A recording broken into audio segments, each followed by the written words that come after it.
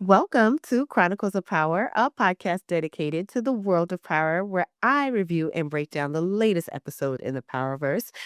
We are brought to you by Private Listed, your source for all things music, sports, culture, and entertainment. You can follow us at Chronicles of Power on IG, and you can find videos like this at YouTube at PVTLSTD. Also, you can find us on Apple, Spotify, Amazon, and anywhere that you can find podcasts. But if you wanted to see our faces, you can definitely find us on YouTube. Now, today, normally I introduce myself, but I hope by now everybody knows that my name is Keemie and you can find where you can find me, right? But today, I have a very special guest in the building with me today, and you may not recognize her face, but you have seen her faces. So today, I have with me Miss Daurisa Tessier. Did I say your last name properly? You said it perfectly.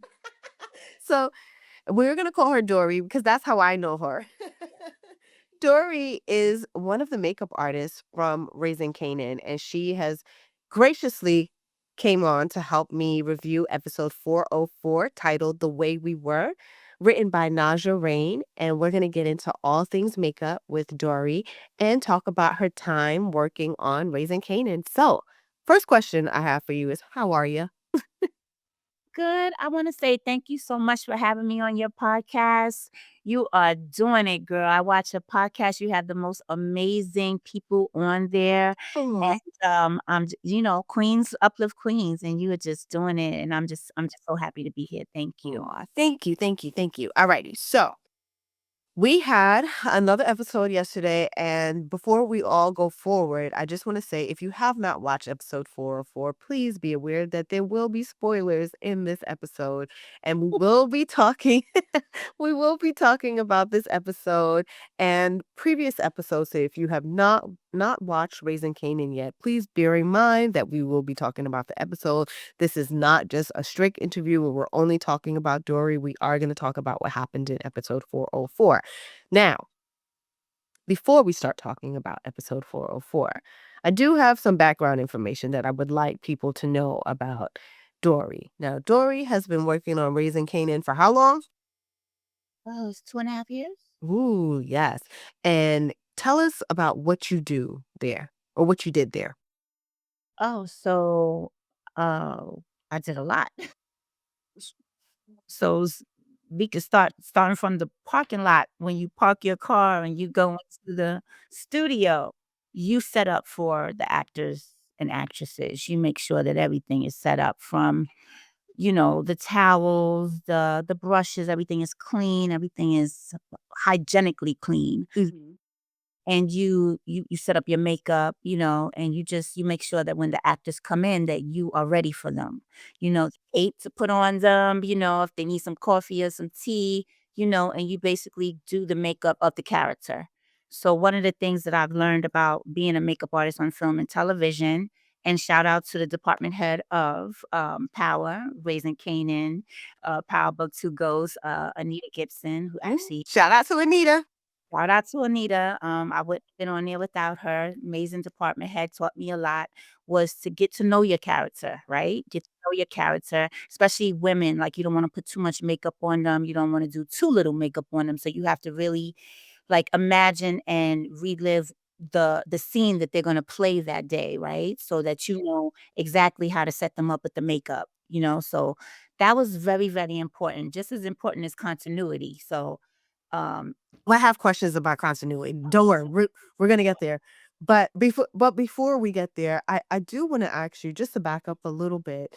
I know that you worked on first team for Raising Canaan. Can you explain what first team means? Yeah, so first team means that you basically work on the main characters of the show. Oh, So in Raising Canaan, the main characters are the first seven. So you have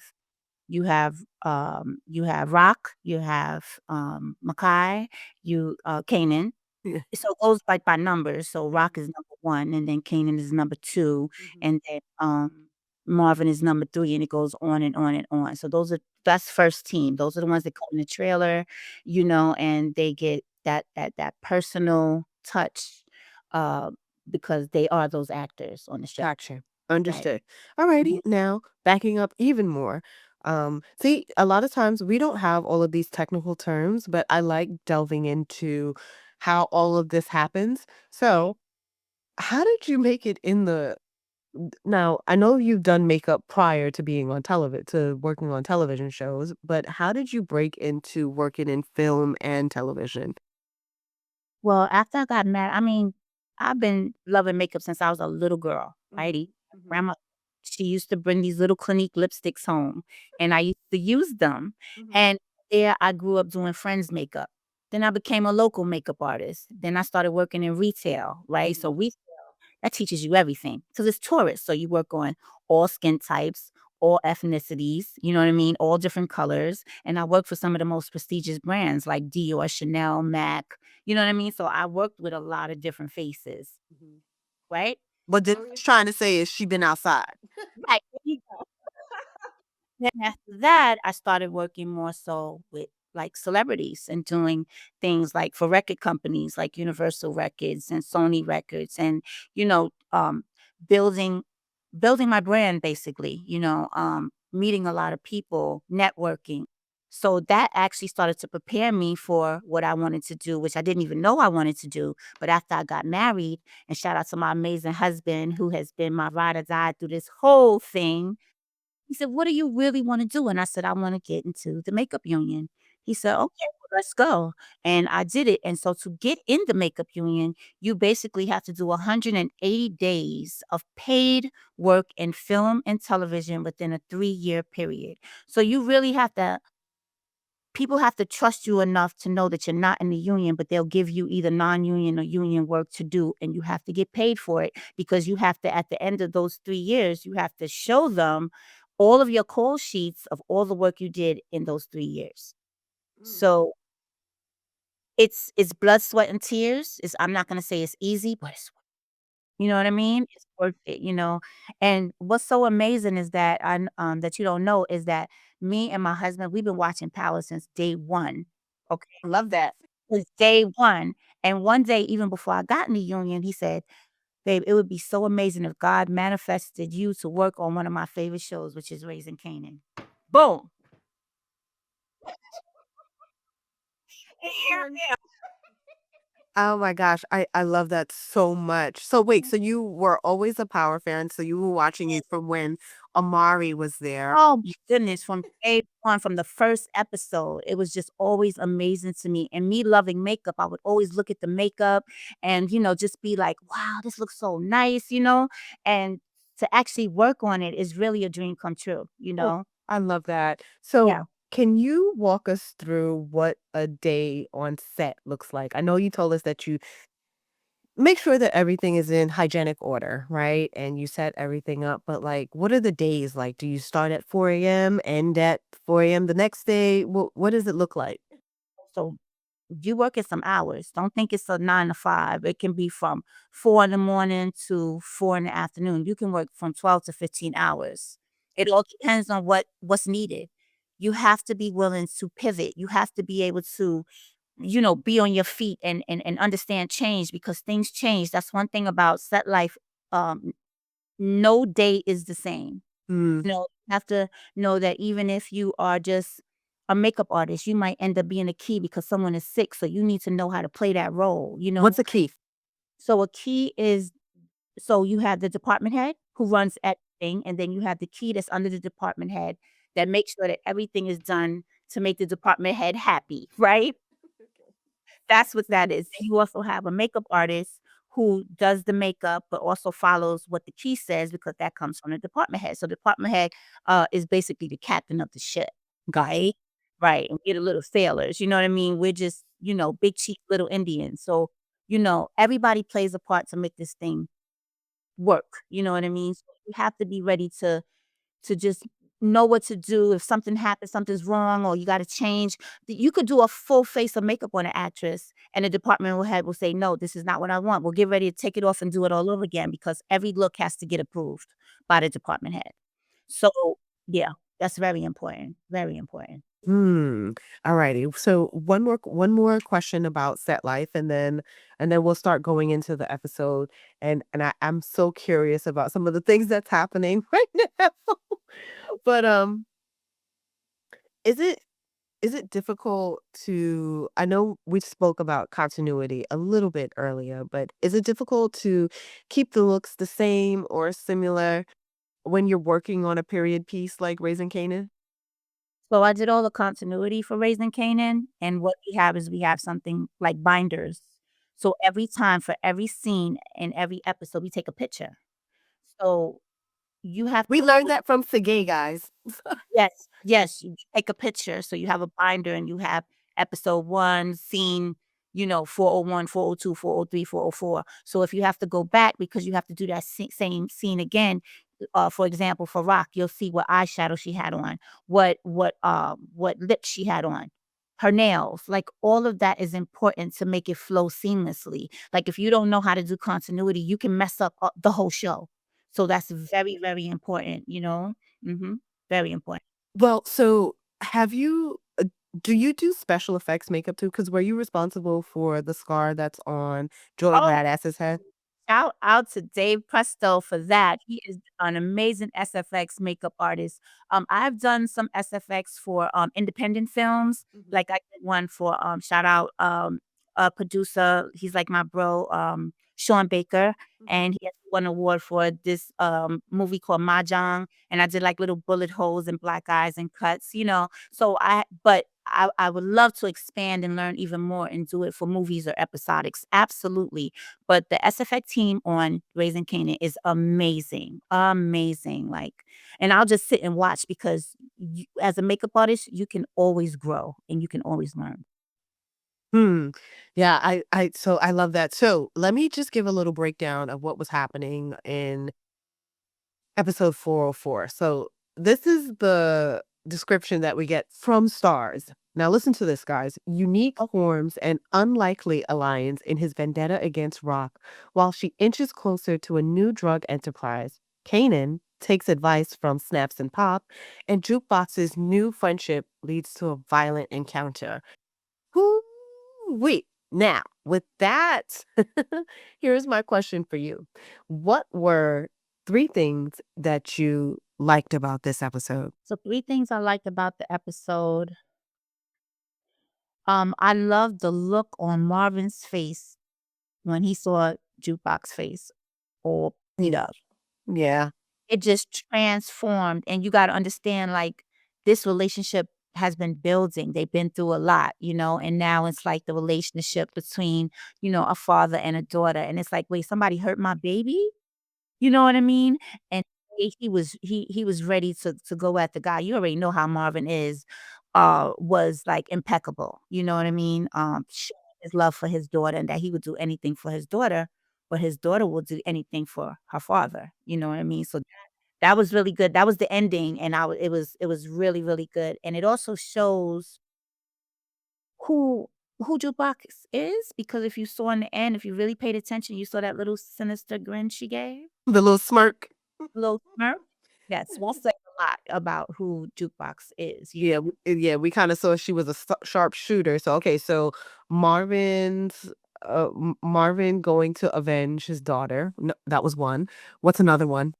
Another one, I'm not gonna say it's a scene, but I just loved how Rock looked in this episode. That ponytail was in, the outfits was When like she walked in that restaurant and them shoulders on the high and arch. yes, I mean, I was like, "Wow, she looks so good," right? Did you do her makeup for that scene? No, the only person that does, Patina's makeup is Anita Gibson. Okay, gotcha. Mhm, yeah, and she just looks so amazing. Um, the next one that really touched me was, I don't know if you know, but, my mother passed last year in December. Well, no, I did know. I think I talked to you about Oh, this I did okay, I'm I did know that your mom passed, and we are so sorry about sorry. that. Thank you. But So with this, yeah, I knew that this was gonna be a touchy one, so I was wondering what your thoughts were. But go ahead, let me let you finish. so the scene, was very emotional because it was a mother knowing that she didn't do right by her daughter and she just wants forgiveness. And Rock ain't ready to forgive her, you know? And it was just it was really it hit me hard, because mother and daughter relationships are not always perfect, you know what I mean? But she's dying and she knows she did wrong, she knows she didn't do right by Rock, but she still wants that forgiveness. And the question is, will she get that forgiveness? Because she said, "I'm not ready to forgive you." You know, that we have a lot of, there are some of the scenes that you mentioned that I almost had to, like, fight with myself and say, "Is this my favorite, or is this what I'm gonna use for my top 3?" So, here are my top 3 things that I loved about the episode. So and I'll start off with that one. So, I love the conversation that Rock had with her mother. Last week when we had Sasha Penn on the show, we talked about, was it the right thing to do for the mother, who was played by Sharon Washington, to tell, yes, who to tell her children and bring them around this dinner table and tell them that she has terminal cancer. And Sasha said, "It's a little selfish and a little manipulative for you to do something like that." And I was just like, "Well, how else are you going to tell these people who don't come to visit you? The only time you do interact with them is when they have some sort of gripe to unleash on you." And the way that she has groomed them, it hasn't been a relationship where it's one where it's open and they are able to be vulnerable with her and she's able to be vulnerable with them. And then right, Mhm. and then in the scene, she says something that, like, really struck home for me. She's like, "Who was gonna take care of me? Mhm. You weren't gonna do it. Marvin wasn't gonna do it. Lou wasn't gonna do it. Your father killed himself." Like, there were days that I was just hanging on by a thread. And sometimes I feel that as children, it's hard for us to give our parents grace because we look at them as superheroes in a sense, whereas they have to have their emotions have to be in check at all times. They can't get upset. They always have to be there for you. They have to be selfless. They can't be selfish. And sometimes I wonder if we are putting an unrealistic burden on them and almost expecting them to be non-human in a sense and move mechanically in terms of how they deal with us. Like, they are going through things too. Good. Right? And she lost her husband. She had 3 small babies and she's advocating for herself in this way. But where I do agree with Rock is, I know that you were having trouble with this stuff, and maybe Rock can't see that, but there should have been ample amount of time for you to talk to your daughter, your son, Show that love. Yeah. to show that love and to even explain to them, "Hey, mommy is going through this, but again, it is not easy to be vulnerable in front of your children, and who's to say that they'll even accept it?" Right. Right. Number 2, when Tony Danza, who plays Stefano, Yes. ex Canaan, Oh, I said, "Oh, he needed that. He needed that for about 3 good seasons." Because Marvin tried to do it, right? mhm. Uncle Marvin tried to check him. He was Mhm. like, "Listen, what's going on with you?" Like, from seasons ago, from season Yep. 1, Yep. they Lis tried. You didn't listen to him. Didn't listen. Rock Mhm. tried, right? She Mhm. tried. She said, "Listen, you just need to go to school. This is what you need to do." To be fair, Kanan does bring up good points to her. "You tried to get me to kill my father. You put me in horrible positions. Did you really think I was just gonna go to school?" So, Right. yes, here's an argument there. But Stefano Mhm. said exactly what needed to be said to him. "You are lucky that you have a mother that loves you the way that she loves you. I wouldn't even borrow a C note to save my kids." Right. I remember that, yep. Yep. But he's kinda talking out of 2 sides of his mouth a little bit, right? Because he is gonna protect his kids, but he's not gonna borrow $500,000 to Exactly. just try Exactly. to save them. Like, Right. he will send someone like Marvin to rough up his daughter's husband to make sure that, we put some respect on their Exactly. name, but he's not gonna take a $500,000 loan from Right. somebody to save them. Never Right. happening. And I think that Kanan needed that reality check because right now he has someone like Crystal in his ear who is like, she's being that supportive girlfriend saying, "Hey, you can do this. This is what you need to do. And this is what, most men need. They need somebody that's going to love their baby. It's going to be okay. You got this. You can do this. Everything is fine." Mhm. Right. Right. But Both of he them also, reality check. yes, but you Yeah. also need a man that's going to check you and hold you accountable. And he Yes. needed that. He And needed that. I That loved. that definitely was a good scene. I didn't think about that. That was a good scene. It really Man, was. I clapped. I was like, yeah, he knew that. He's like, get your ass out of here. Right. I'm in here behind your mother back. I'll do no business with you. You I work with your mother. Mhm. And but do you see the did you see the contrast in when he met up with, was it Quan that he met up with? Yes, he met up with Quan and he's like, "Oh, you don't have to tell my mother. She makes everything more complicated." So complicated. And I It was was like, wow. hold on, I'm jumping ahead of myself because that was one of the things that I didn't like. Not that I didn't like the scene, but I hated that he's had it. Yes. But let me give you one more thing that I did like Okay. in the episode, and costume, costume, costume, costume, costume, honey, because Red that bodysuit? hold on, that Fendi sweater that Marvin had on, Oh, yes. Oh, yes. oh my gosh. Mhm. Yes. That sweater's so bad. Oh, yes. Rocks the fur shawl that she has over her wool coat Mhm. with the high ponytail, smoked Yes. edges on her eye, Yes. walking through, comes through the restaurant, and when she meets with Isaac, well, I think the proper pronunciation. So I say Isaac, but because I knew somebody else named Isaac too, but I think in the show it's pronounced Isaac. But when she came through, and you could tell that she seemed nervous, and she's like, should I do this? And I'm like, Dag, I hope she's strapped. They about to kill my girl. They about to Mhm. shoot my girl. I'm like, but you have to like tell yourself like, okay, it's only episode 4. They're not gonna kill her. Yeah, right. But the looks in this episode. And then we met a new character. So we met a new character. Crap. I didn't write her name down in my notes. I feel so bad. But she's playing alongside Lou, and they brought her in as like an A&R. Eh, Yes. so, but I like some of the looks she had on too. Guys, I will correct myself in the show notes. A little further. I loved it. She looked like Hillary from Fresh Yes. Prince. Yes. Really. Yes. Mhm. All right. So now I'll ask you 3 things that you weren't too fond of, but you don't have to answer that if you don't want to. But I'll say mine. Do you want to talk about it? What's 3 things that you didn't like? Man, I'm such a fan. I'm trying to think what I didn't like. I just look forward to to the next thing, you know what I mean? I look forward to the next thing. So, what I didn't like, I didn't like that it was kinda obvious when she told when Juke told Marvin, "Leave the gun." Aw, yeah, I was like, "Oh, she's gonna come in and save the day." Yeah, Yeah, I knew that part. that made it I was like, maybe the audience is gonna know that made it that's kinda obvious, you know? That's the only thing I can think of, Okay. honestly. Alrighty. Yeah, you, Let me go. let me give my 3. Yes.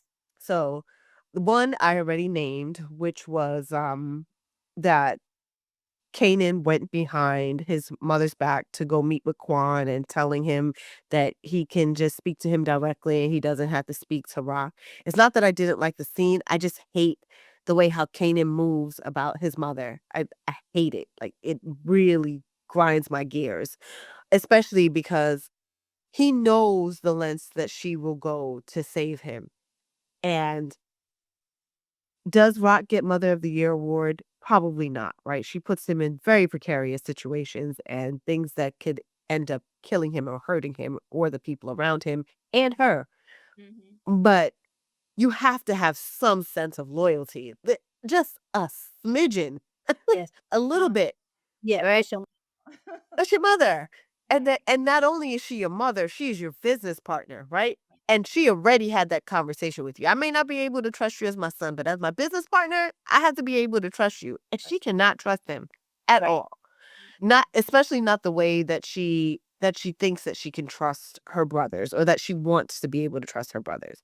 Another thing that I was not too fond of. So my favorite one of my favorite comedians, Sharif, he came back to the show for all of 5 minutes. Sharif Sharif Oh, yeah. so Sharif Oh. so Joey Badass, who plays Unique, comes in, and initially him and Rock took the business from him Mhm. because he was out in Jersey, and now he comes back and like, "Hey, I'm alive." So the only person that knows that Unique is alive is now dead. right? Besides early, right? Right. Right. So he knows that he's alive, and then they go in and they shoot up the spot, the Mhm. Chinese spot where Mhm. Rock is moving all of the Say prop. yeah. Say yeah. It's called Say Yeah.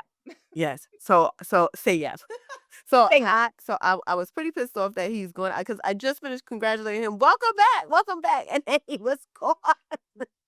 Gone, out of there, everything. And then one of the other things that I was kind of like for was the jukebox scene. But I understand that we have to get her first kill in. We already know that she's a sharpshooter. yes. Once I saw that they left the gun on the chair and I saw that she kept looking at the clock and how long it was taking Marvin to come out, I was like, oh, she's gonna come in and save the day. But but I do like that she saved the day. I'm concerned about what the ramifications are of this scene, right? Like what's going to happen with Marvin because Marvin is in a heap of trouble right now. It Yes. may seem like we're just setting it up, and even last week, excuse me guys, even last week when we were speaking to Sasha Penn, he says Marvin can do whatever he wants. And I'm like, "Oh, really?" Because it kind of seems like Marvin is piling on right now. And I tried to think of an analogy that could best describe Marvin. And sometimes that saying where if you dig a grave for me, you need to dig a grave for yourself too. Yes. Yes. Marvin is literally standing in the grave and he's just throwing the dirt back, Yes. emptying out the plot, but it's also sinking behind him and he's almost about to fall into wherever else he has an opening Yes. because him taking early to Stefano, Yeah. and what we know about early is that he is in cahoots with Unique.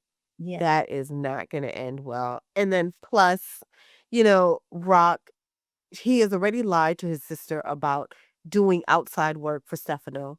Mhm. I just know that I just see the mountain coming. Like it's just snowballing at this point. Right. And in addition to him going to beat up this guy and Jukebox doing the kill, like what is gonna happen from that? So far, those are three things that we just named just off the rip over the first four episodes. We could only imagine what else is coming that he has down the line. So Hey, woo, it's a lot of information. it's a lot going on. And I wonder I wonder what is this gonna hold for Marvin? Like, let me ask you, is Marvin one of your favorite characters on the show? Yes, Marvin is one of my favorite characters. Who's your favorite person to work with?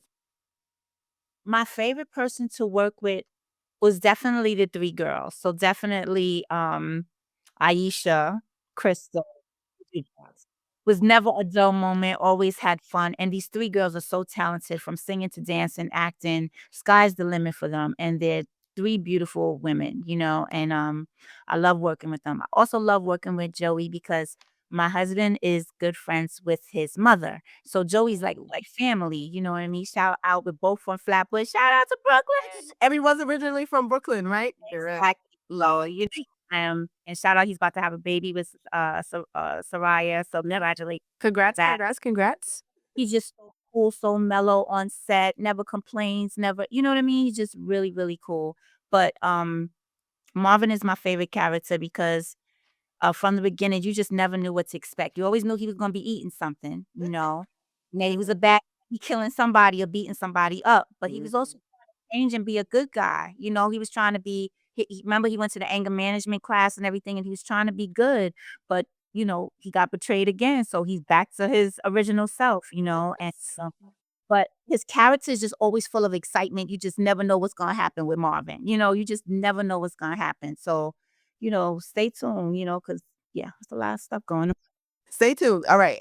Because we're saying stay tuned, there is something that I do want to address. And we did talk about it last week, and we talked about it the episode before that, and the episode prior to that. Listen, before y'all get any comments saying that the show was going slow and that, when is stuff gonna happen? We are still building, guys. Raising Kanan is a character driven show.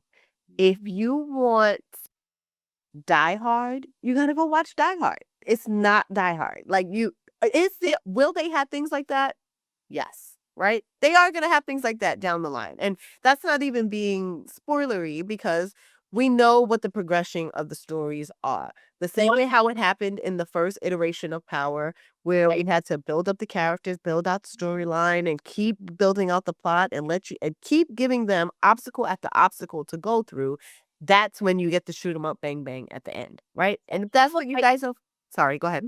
it's almost like the ride King the car, like how you get slow, right? Real slow. And then phew, And then you you saw stop and it's like mind blowing, like, "Whoa, what did I just experience?" So be patient because it's gonna blow your mind, yeah, it's it's coming. know, It's coming. and I like that it's moving in this slow pace because it's gonna make you keep watching it because you wanna know what's gonna happen, and you're building a relationship with these characters, so when things start to happen, you'll feel those emotions, and that's important.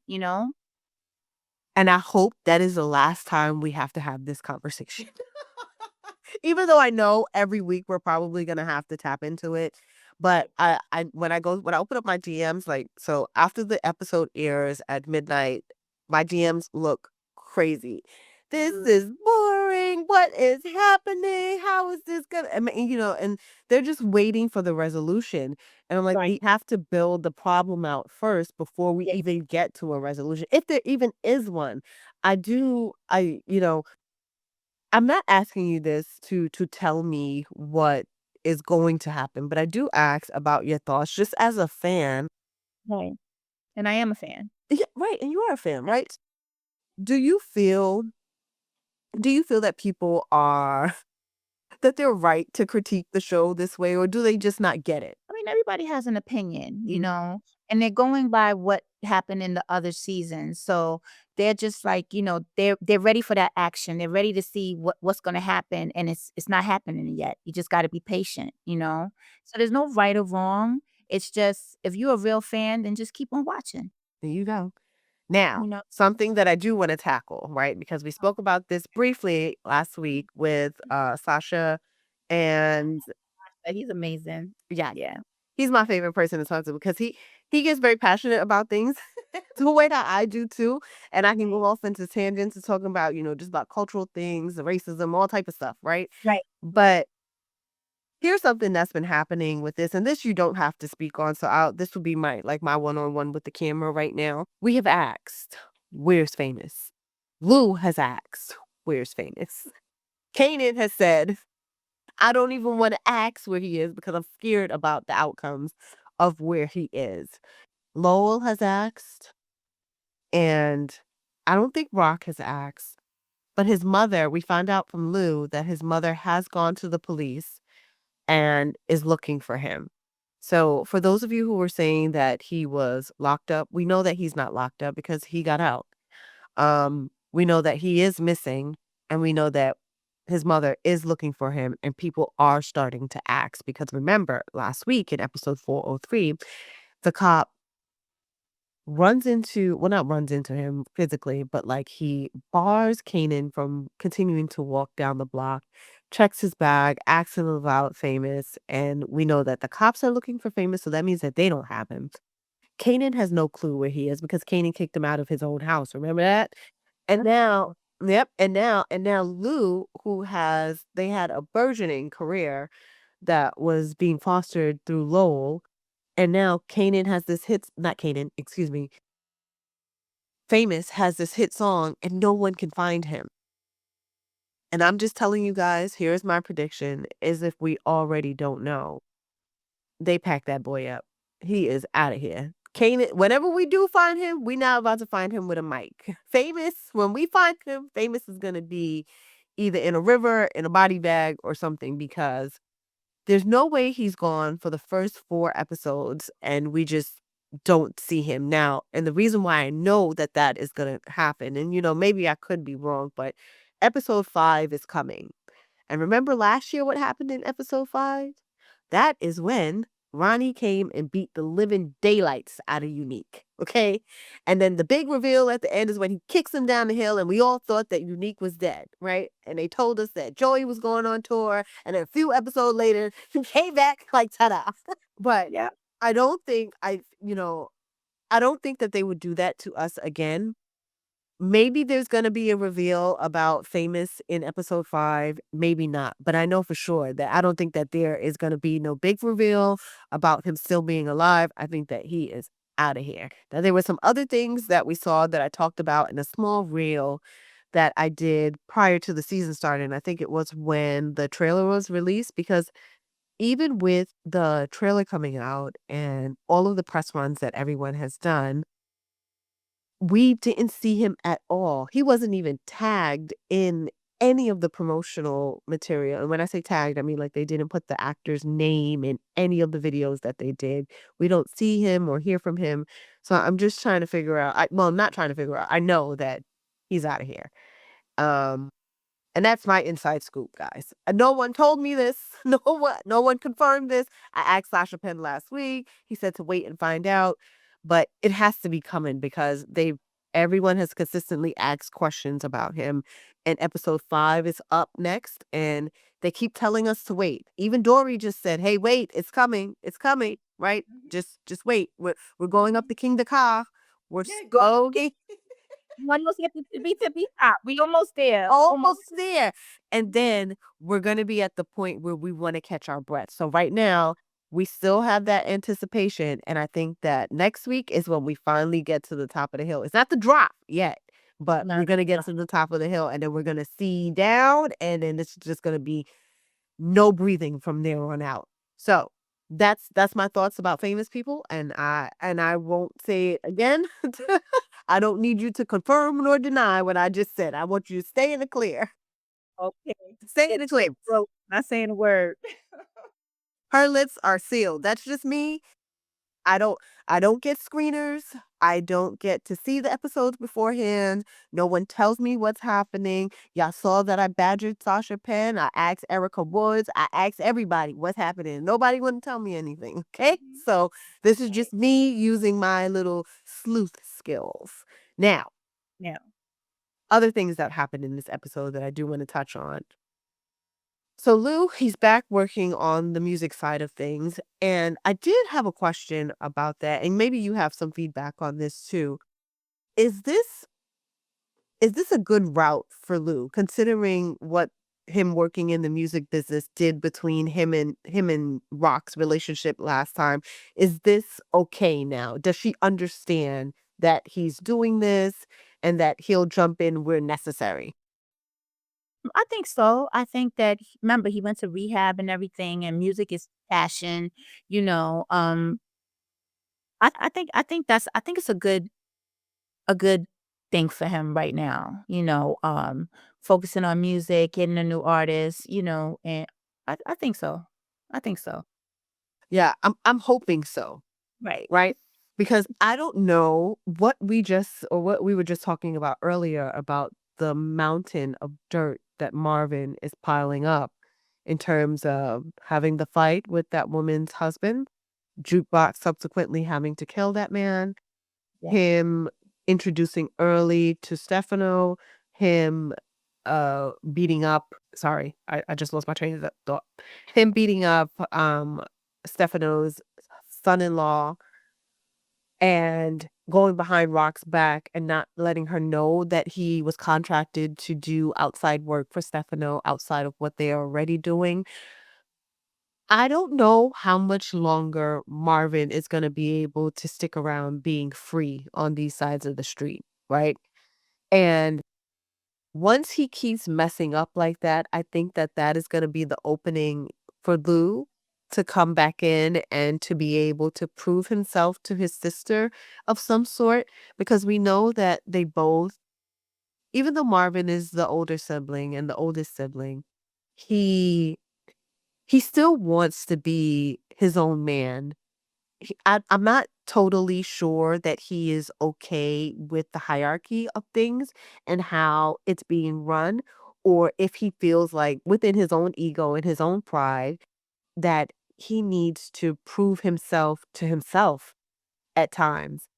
And I think that that's going to bite him in the hiney Mhm. in the long run, right? And I think that because that will happen, and this is all speculation, guys. If you Right. disagree with me, definitely come in the comments. You can DM me, go in the comments of this YouTube video and tell me what you think. Um, But I think that that is gonna be Lou's way back in because Marvin is gonna mess up and Lou is gonna have to Like, swoop in and save the day. Now, what do you think? Is it weird me talking about this stuff and you know what's gonna happen? Girl, man, um, if you wanna it's say no comment, feel free. okay, it's gonna get good. It's Okay, gonna get I like the answer. there you I'll go. take it. Good. I'll take You know? it. Yeah. Mhm. It's gonna get good. Yeah, Ready. Let's yeah. see. We'll do a couple more and then like I'll ask you some fun questions and then we'll Okay, wrap up. All right. So okay. something else that I did. So we talked about Crystal and there was another scene that happened with Crystal that I do think that we should touch on a little bit. And that's Crystal's scene that she has with Jukebox. And I forgot for a second that Crystal tried to get Jukebox jumped. Yep. Oh, did a jump. They were trying to get her. Yeah, they would try, and I forgot about that. I was like, God, so many things happen. And this is why we keep telling y'all guys, they literally just building this out. So much stuff has to happen. Yeah. But it brings me back to this notion about who jukebox becomes because throughout the first 2, even 3 seasons of Raising Kanan, a lot of people always said, "Well, how does she turn into the jukebox that we see in Power?" And I'm like, "Guys, do y'all not see what's happening to this girl?" Like, they literally tried to pray the gay away and beat her, okay? Yeah. She lost Yeah. her first true love through her cousin making a botch of drugs. She got into a physical altercation with her father where it looked like he was fighting a guy on the street. The same thumps and blows he was giving to that guy, he was giving to Jukebox, That's absolutely. his own daughter. So Mhm. and I kinda got annoyed, like, guys, like, there's so much happening to her, and then oh, wait, we didn't even mention that her mother gets shot in the doorway of her aunt's house, right? In the Mhm. middle of a shootout. So, Mhm. she has had enough trauma to last a Right. lifetime, even if Yes. just one of those things happened to her. And then on top of that, like, she's trying to find new love, Aisha has moved away. Messed everything up with butter when she wanted to, have her little singing group. Like, she was so happy. Oh, man. I felt so bad that Butter had to be that it had to go that way for her. I mean, obviously, we knew that she wasn't gonna end up in a singing group, which is the part that hurts, right? We know how her story ends, it's leading up to it that is hurting so much that it's really like it's it's almost like gut wrenching to watch because she really tries. She tries to go the straight route. She really does. But at every turn, something happens. But back to the conversation that she has with Crystal, and I forgot that Crystal got her jumped and she actually beat them up. How do you feel about making friends with someone on the sake for the sake of your relationship? So that isn't just a specific Raising Kanan question. It's more like a personal one. Like, would you do that? Would you be friends with someone or like try to be cordial with someone that your significant other really loves in order to save your relationship or like keep your relationship on a even keel? The person that I am, I can forgive, but I won't forget. Mm, I believe in the back of my mind, I'll always, not know if I can trust you 100%. I mean, you tried to get me jumped, they were gonna stab me, girl. I mean, now you want me to just forgive you and we be friends again? Like, that's gonna take some time, but I forgive, but I never forget, especially something like that. They were all friends. They were all in a group. well, they weren't friends, but they weren't a group. They were in a group. They weren't friends. You're absolutely right. But it's like, what did Crystal say? Like she was going through so much and all she had was butter. So and she tried to make a joke like you beat their behinds or whatever. But that's not enough. That's not enough. That's hard to forgive, seriously. Jukebox handled that very well. She was very cordial about it. Because that could have been a beat down right there, right? I was surprised. I thought she was looking Right. for sale in the house. There you go. And she just, that's her sign of growing up, of maturity, that she didn't do anything. She just was like, "All right, we'll see how it goes," so Do you think that it's unreasonable for her to ask Jukebox to just forget all of that and just be friends? Absolutely. Absolutely. I get you jumped, right? And they almost stab you and then I come and I'm at like, Keemie, it's all good. It's in the past. Let's be friends again. Girl, what? Hey, but in high school, I've seen plenty of girls fight and they end up being best of friends by senior year. So, That's true. what's the Almost stabbed? Yeah.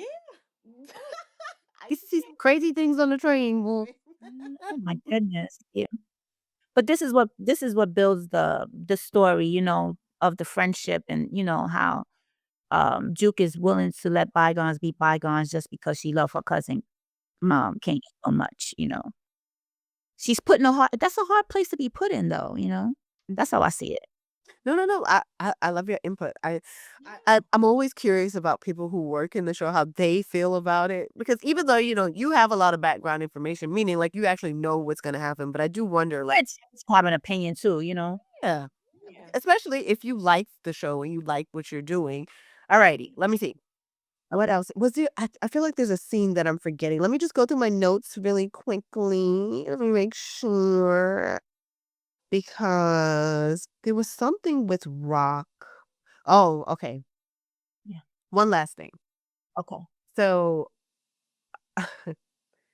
Rock so one scene so the first scene that I think I wanna cap off is Rock's scene with the mom, um, where she confronts her mother about bringing it up over the dinner table, and I feel like that conversation was necessary. She had because no one else had that reaction at the dinner table that Rock had, whereas she's like, "Why would you do this? We're just supposed to eat collard greens and cornbread and just be okay with you telling us this way." And I'm glad that she did tell her mother about this stuff because when we were talking about this earlier in the episode, we looked at it from the mother's point of view and what she was going through. But now I kind of want to look at it from Rock's perspective.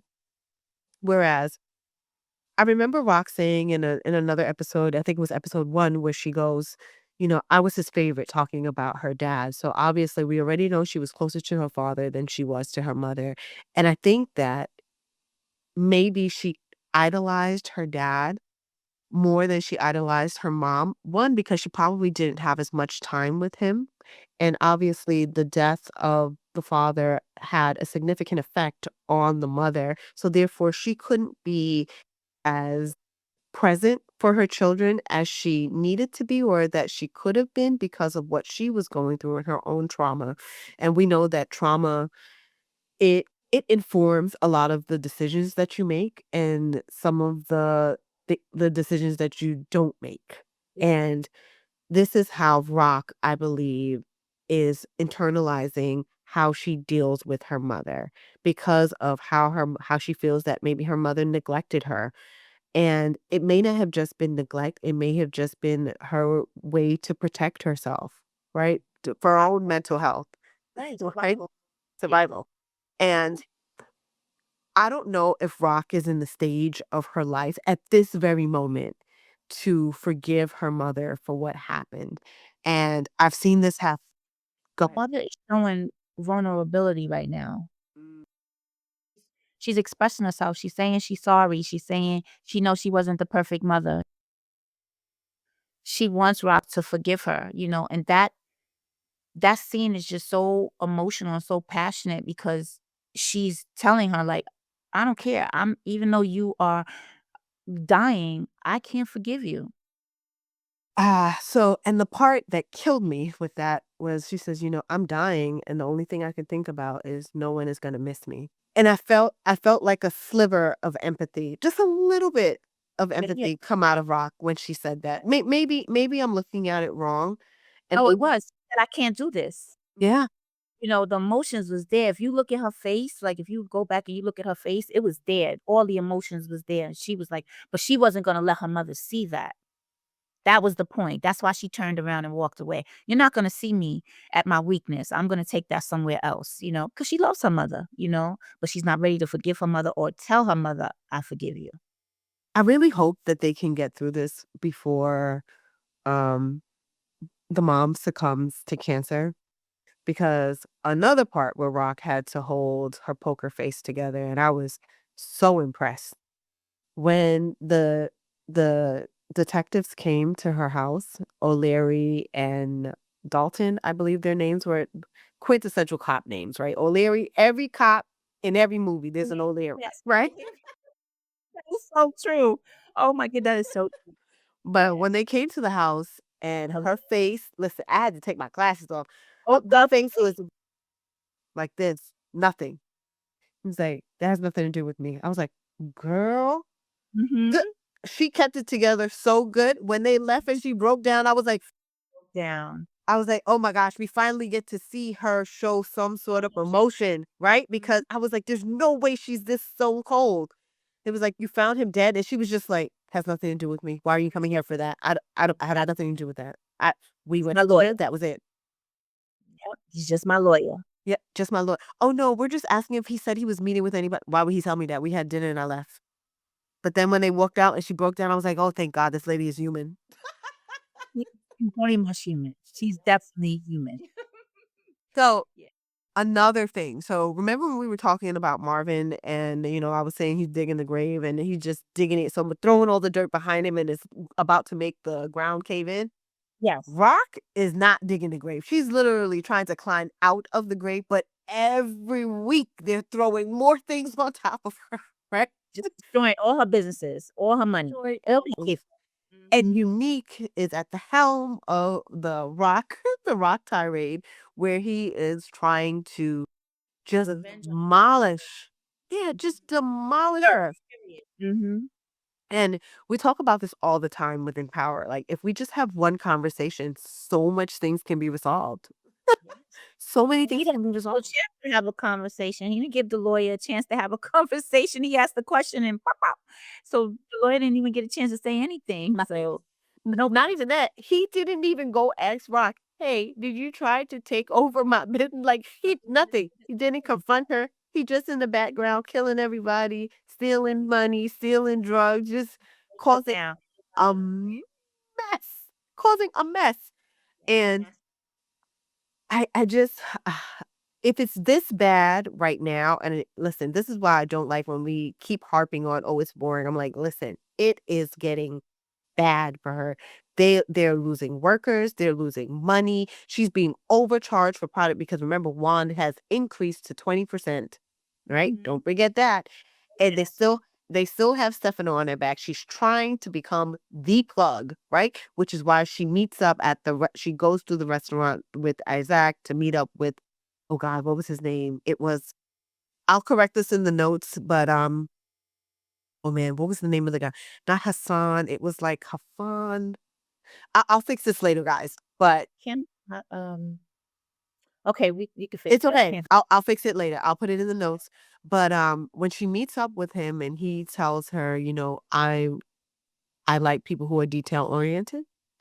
I need you to do X, Y, and Z for me. And she's just like, okay. mm. Can I deal with this? But I know that this is gonna be another problem. Cause right now she's Don't forget so about Teresa, Sal's wife. oh, yeah. So, we still have some more time. We'll talk about Unique and Teresa. So that's gonna be another issue because Lord have oh, man. Jeez, you see? It's and that was another Marvin doing, right? Another thing from Marvin. But, I mean, they'll blame it on Rock, but it's another thing from Marvin. So, hold on, before we get to Teresa. So, Rock has all of these things happening because she's trying to expand. She's trying to expand her grip. She wants to expand the business and she wants to expand her role within the criminal enterprise, right? She is the top dog in charge, but she wants to be above Wong. She wants to take over as distributor and she wants to be By the any means person necessary. by any means necessary. Shout out. And this episode had a very heavy Malcolm X theme, and we did talk about Malcolm X in the episode, even early mentions him. So by any means necessary, Rock is trying to be the top dog. And she however high you think she is, she wants to be higher than that. Yeah. Mhm. And I just see everything about to implode. I don't even know because we're at episode 4 and she has obstacle after obstacle coming at her. By the end of the season, I don't know how any of this can be resolved. I think by the end of this, she's just gonna be in a world of trouble and there's gonna be no resolve. That will lead us into season 5. Season 5 is where we have to try to resolve everything. If there even can be any resolution to this, right? Because we know that there's never normally happy endings. And from what we know that has happened in Power to the rest of we didn't see any of these characters in the other Power. Granted, they didn't know that this show was gonna be there, but there was a little tidbit of information that we heard when Kanan was killed, and I won't say what it was. I'll let you guys go back and watch that when Right. Kanan died, in Power, and I just don't see this having a happy ending for these characters. But, I do have a question about that for you. I'll hold off on that, and we'll talk about Teresa and Unique. Okay. Eh, how Unique found Teresa, I have no idea. Right? Right. How he found this lady, I don't know. But he knows that Marvin did the hit on Sal, and he went back to Teresa and is pretty much dry snitching at this point, saying, "Hey, these people took all of this stuff away from us, from both of us. They took your husband and your son, and they took my business away from me, and I'm gonna get them back for it." And you know what she says? She says, "He always said I was too pretty and I didn't need to get my hands dirty. But you know who you could go? You go see this little man over here. He'll help you out." Like the last thing we needed for Unique to do. Yep. Exactly. The last thing. It's her now he has her on his side. The tangle web we weave. Oh man. Alrighty. So here's my last question for you. If you were writing this story, right? How would you like it to end for the Thomas family? Happily ever after. You know what? I'm not gonna let you leave like that. What would happily ever after look like? Everyone at the dinner table? Keemie, Keemie, Keemie. Um, that's a hard one. It would have to look like, the things that for all of this stuff that's piling up, it would go away. Hmm. And on that note, and on that note, because that would be the happiest of endings for them, Yes. right? If all of this stuff can be resolved or some semblance of resolution, that's the happiest that they'll ever be because these are a miserable set of people. Definitely. They go through some stuff They go through every some stuff. even when they try not to be in those stuff, his stuff come following them, so mhm. You know, did you work on any of the other Power shows? Did you work on Ghosts I or did on Ghost, and, I worked on a lot of the background, for Ghost, which was a lot of fun. Ghost was a lot of fun, you know? yeah. That's a fun little crew. Alrighty. Now, I have to tell you, it has been a pleasure talking to you. I hope that a lot of people have gotten some insight on how you get into the union, how you start working in makeup, or how you just get your start in film and television, even if it's not the traditional route that most people will go. I think your insight about the characters is duly noted. You said a lot without saying a lot. Yes, thank you. Yes, I'm not gonna get no trouble here, you No know? trouble, no trouble, Yeah, because I no trouble. no trouble. So I I wish appreciate. for all the makeup artists that even thought about trying to get into the union, do it, you know, because it's an experience that you'll never forget. It's almost the highest level of makeup artistry that you can actually go. Mm. So go for it, you know, just go for it. Go for your dreams, you know. Ooh, I love that. And on that note, have a good week, everyone. Thank you for listening to Chronicles of Power. Thank you, Dory. It was a pleasure. Thank you so much. No problem.